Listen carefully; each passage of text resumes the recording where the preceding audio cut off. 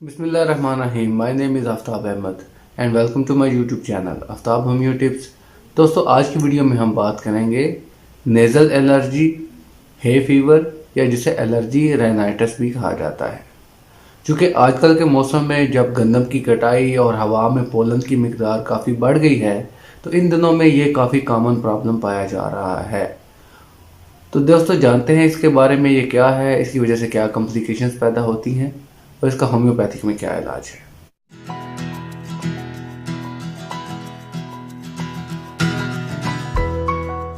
Allergy rhinitis या nasal allergy में जब आप सुबह के टाइम उठते हैं तो आपकी नाक से पतला पानी बहता है, आंखों में पानी निकलता है या आंखों में इचिंग का एहसास होता है और सुबह छींकें आपको मुसलसल आती हैं। इसमें बहुत ज़्यादा छींकें आपको आती है। जैसे ही आप सांस अंदर लेके जाते हैं तो हवा के अंदर मौजूद जो ज़र्रात होते हैं, जिसमें पोलन्स शामिल हो सकते हैं या इंडस्ट्रियल वेस्ट शामिल होता है या मोल्ड्स या एनिमल डेंडर की वजह से आपका नाक की जो हिस्स है सूंघने की वो ओवर सेंसिटिव हो जाती है और ये इसकी वजह से आपका जो बलगमी झिल्लियाँ हैं वो एक्सेसिव म्यूकस पैदा करना शुरू कर देती हैं, जिसकी वजह से ये कंडीशन पैदा होती है।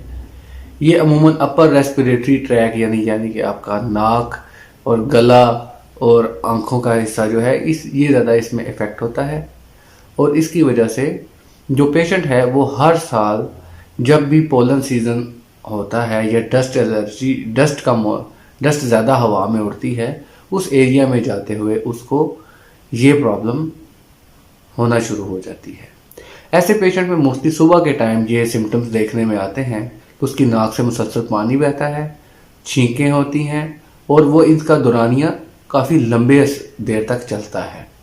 यानी उसको इकट्ठे 5 से 10 या 20 तक छींकें आ सकती हैं और नाक से मुसलसल पानी बहता रहता है। तो दोस्तों, इसकी वजूहात मैंने बताई कि इसमें पोलन का अहम किरदार होता है। इसके अलावा डस्ट एलर्जी है। मैं अपनी अगली कुछ वीडियोस इन्हीं एलर्जीज़ के ऊपर ही बनाने लगा हूँ, जिसमें food allergy, dust allergy, pollen allergy, ताकि आपको इसके बारे में कंप्लीट इन्फॉर्मेशन मिलती रहे और इसके बारे में जो रिलेटेड होम्योपैथिक मेडिसिन हैं उनका इस्तेमाल किया जा सके।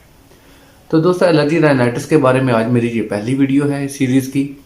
इसमें मैं आपको ये बताना चाहता हूँ कि जो लोग इंडस्ट्रियल एरिया में रहते हैं, हमारा हर आने वाला दिन हमारे दुनिया में जैसे जैसे तरक्की हो रही है, टेक्नोलॉजी में इजाफा हो रहा है, इंडस्ट्री बढ़ रही है, उसकी वजह से हमारा इन्वायरमेंट चेंज हो रहा है। हमारी बॉडी भी उसके मुताबिक रिएक्ट करना शुरू कर देती है। ये देखने में आया है कि जो लोग ज़्यादा इंडस्ट्रियल एरिया में रहते हैं, जहाँ पे इंडस्ट्री की तादाद ज़्यादा है या हवा में पोल्यूशन या धुएं की मिकदार ज़्यादा हो जाती है, तो वो लोग जो हैं वो पोलन से या डस्ट से ज़्यादा सेंसिटिव हो जाते हैं और उनके अंदर ये टेंडेंसी बढ़ जाती है कि उनको पोलन एलर्जी या डस्ट एलर्जी या जिसे नेज़ल एलर्जी कहा जाता है वो भी हो सकती है। तो दोस्तों, इसकी वजह से ये सीजनल होता है। लोगों को हर साल एक पर्टिकुलर मौसम में ये प्रॉब्लम होती है और इसको क्योर करने के लिए ऑलमोस्ट 1 से 2 सीज़न का वक्त लगता है। अगर आपने इस साल अगर अपना इलाज शुरू करवाते हैं तो होपफुली आपको इस साल के एंड तक, इस सीज़न के एंड तक या इसके बाद अगले साल जब ये सिम्टम्स आएंगे तो पहले की निस्बत कम होंगे। तो 1 से 2 सीज़न के बीच में आपका ये प्रॉब्लम कम्प्लीटली क्योर हो जाता है।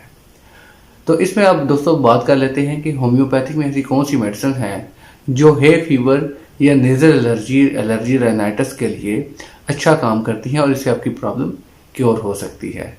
तो इसमें दोस्तों सबसे top of the list 2 homeopathic की ऐसी मेडिसिन हैं जिनके बारे में कहा जाता है कि ये हे फीवर के लिए अच्छा काम करती हैं। 2 होम्योपैथिक की ऐसी मेडिसिन जो कि एलर्जी राइनाइटिस या हे फीवर में सबसे एडवांस इस वक्त मानी जा रही हैं वो हैं गल्फेमिया 200 और हिस्टामाइन 200।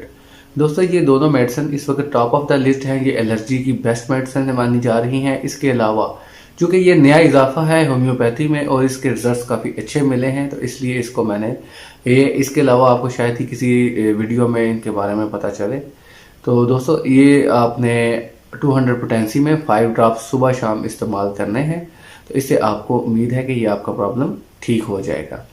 इसके अलावा दोस्तों होम्योपैथी की कुछ कन्वेंशनल जो मेडिसिन हैं, जैसे एलियम सीपा है, स्बाडिला है, और इसके अलावा काफ़ी मेडिसिन हैं, नेट्रोम्योर है, ये भी एलर्जी में बहुत अच्छा किरदार अदा करती हैं। लेकिन ये एज़ पर सिम्टम्स आपने पेशेंट की कॉन्स्टिट्यूशन के मुताबिक ही सिलेक्ट करनी होती हैं।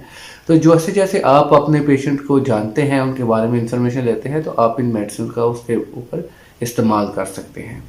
तो कोई भी मेडिसिन जो आपने इसमें लेनी है उनमें उनको आप 30 या 200 की पोटेंसी में यूज़ करेंगे। अगर 30 में यूज़ करेंगे तो 5 ड्रॉप्स दिन में 3 बार, और अगर 200 में यूज़ करेंगे तो 5 ड्रॉप्स दिन में 2 बार इस्तेमाल करेंगे। इसके बाद दोस्तों मैं आपको एक कम्बिनेशन बताना चाहता हूँ एलर्जी के बारे में।